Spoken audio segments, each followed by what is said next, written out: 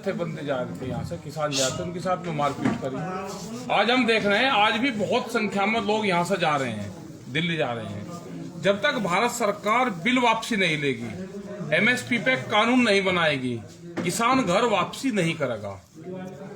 और हमारा भी यहाँ की सरकार से नहीं है हमारा कि उत्तर प्रदेश सरकार से, हमारा उत्तराखंड सरकार से है, बिहार सरकार से है, अभी भारत सरकार से हमारा वो है। हमको आने जाने से परेशान ना करा जाए। किसान रुकेगा नहीं, किसान जाएगा। जब यहाँ की बात आएगी, गन्ना भुगतान की बात आएगी, यहाँ के धान का पेमेंट नहीं है उसकी बात आएगी, जब ये सरकार बात कर लेना।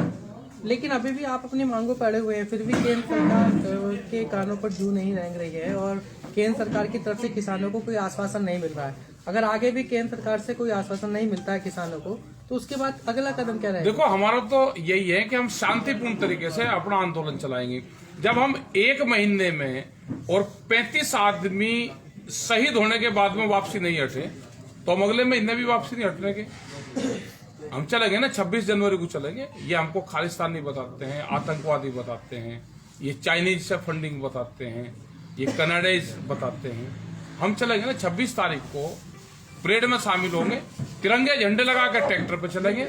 उस दिन सर पे टिकट मिलेगा कि असली कौन है। तिरंगे झंडे पे वाटर कैनन कौन चलाता है, उस पर लाठियां कौन चलाता है, उस दिन पता चलेगा। सही तो 26 जनवरी में उस दिन चलेंगे। 1 महीना है, इंतजार करो। अच्छा, साध्वी प्राची ने बयान दिया था कि बोले अगर आंदोलन खत्म नहीं होता तो वो अनशन पे बैठेंगे। हाँ, तो ठीक बैठ जाएगी। वो अभी तो पहले अनशन पे तो बहुत बार बैठ जाएगी, अभी ठीक रहेगा। आज मोदी जी ने अपने मन की बात में बहुत सारी चीजें बताई, कुछ किसानों से फायदा क्या और फायदे गिनाए उसके। तो कह रहा है कि ये तो भ्रम है एक तरह से विपक्ष का, और वो उन्होंने किसानों का इससे बिल से फायदा होगा। हाँ, बिल से फायदा बताओ उन्हें। हमने ये कहा कि हम खेती करते हैं, खेती की दवाई महंगी होगी, ट्रैक्टर का डीजल महंगा हो गया, मजदूर महंगा हो गया, बीज महंगा हो गया। हमने खेत बोया और खेत जो धान की खेती करी वो आधे रेट में बिकी। 1800 रुपए का धान हमारा 800 रुपए में बिका। फसलें आधे रेट में बिकी, आमदनी हमारी दुगनी होगी। उसे हेडमास्टर से मिलवाए दो हमको भी, हम उसी तो मिलन जा रहे। जो मास्टर जी है गणित का, उस गणित के मास्टर जी से मिलवा दो। जो उनका फार्मूला है वो हमको भी बता दो भाई। ऐसा फार्मूला तो देश को बताना चाहिए। एक बात ये भी कहते हैं पहले एमएसपी की बात थी, समर्थन मूल्य की, अब उसके बाद में दूसरी चीजें उठाई जा रही है। ऐसा है, जो बंदर होता है ना, जब बुढ़ापा आ जाओ तो गुलाठी मारने नहीं छोड़ता। अब ये गुलाठी मार रही है अभी। अरे हमारा पहले भी सवाल ये था, एमएसपी जब तक मिनिमम सपोर्ट प्राइस कानून का सपोर्ट नहीं होगी, तो जब तक ये आधे में धान लुटता रहेगा, हमारी जो फसलें लुटती रहेगी। व्यापारियों के गोदाम पहले बन गए, कानून में बाद में आया। इसका मतलब व्यापारियों की पहुंच पीएमओ तक है, पार्लियामेंट के कुर्सियों तक व्यापारियों की पहुंच होगी है, तो देश बर्बाद होगा।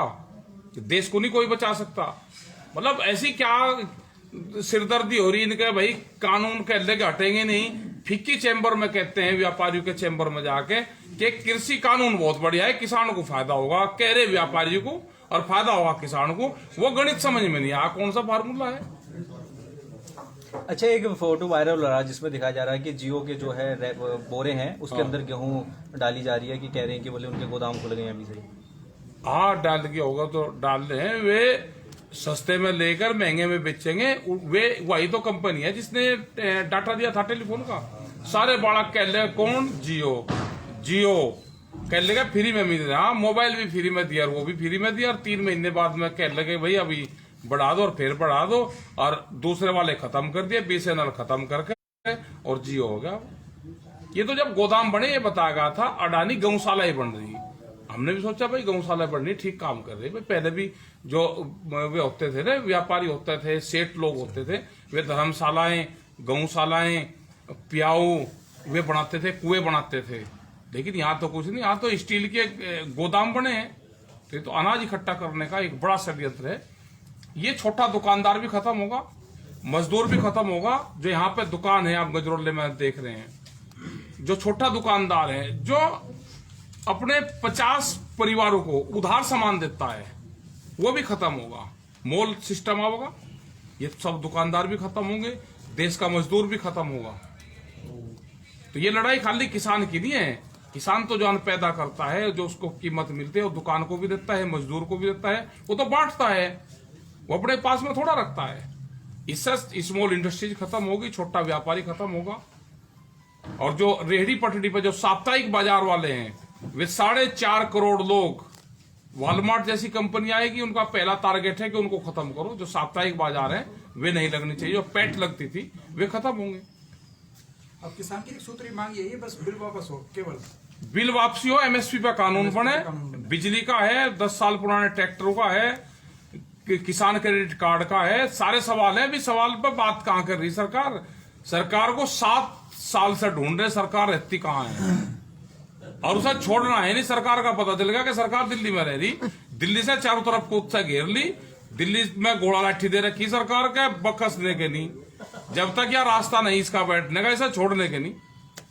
अच्छा, अमित शाह जी ने आज कहा है कि बोले एमएसपी थी और रहेगी हमेशा, ऐसे खत्म नहीं और होगी। ये जो कह रहे वो चीज होती थोड़ा है।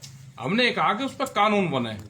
जैसे शुगर फैक्ट्री वाला जो सरकार ने गन्ना बना दिया, गन्ना जो रेट कर दिया, वो शुगर फैक्ट्री वाला उसी रेट में लेता है। लेकिन जो बाहर क्रेशर वाला है वो सस्ते रेट में ले। अगर कानून बन जाएगा तो वो भी उसी रेट में लेगा। फिर ये कानून का फायदा उठाते हैं। भाई हमको भी प्रधानमंत्री की डिजिटल इंडिया कैंपेन से जोड़ दो। आज एक क्लिक करा तो करीब 3 करोड़ लोगों के खाते में पैसा ट्रांसफर हो गया, एक क्लिक करते ही। भाई हमारा भी क्लिक करवा, हमको भी जोड़ दो ना उसी सिस्टम से, हम भी धन्यवाद कर देंगे सरकार का। भाई कुछ तो करो, ये कर कुछ दे रहे, कहने लगे जी बिल वापसी तो होगा नहीं, बातचीत कर ले।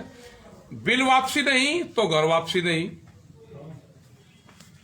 अच्छा, मोदी जी अचानक गुरुद्वारे में पहुंच गए थे, हाँ। तो उस पर क्या कहना आपका? आप गुरुद्वारे में पश्चाताप करने गए, भाई गुरु के दरबार में गए, मत्था टेकने गए, पश्चाताप करने गए। कोरोना में गुरुद्वारों ने बहुत मदद करी है, उनका धन्यवाद देने गए थे कि आपने लंगर चलाया और 1.5 लाख लोगों को हर रोज उन्होंने गुरुद्वारे से खाना खिलवाया, तो उनका धन्यवाद देने गए थे।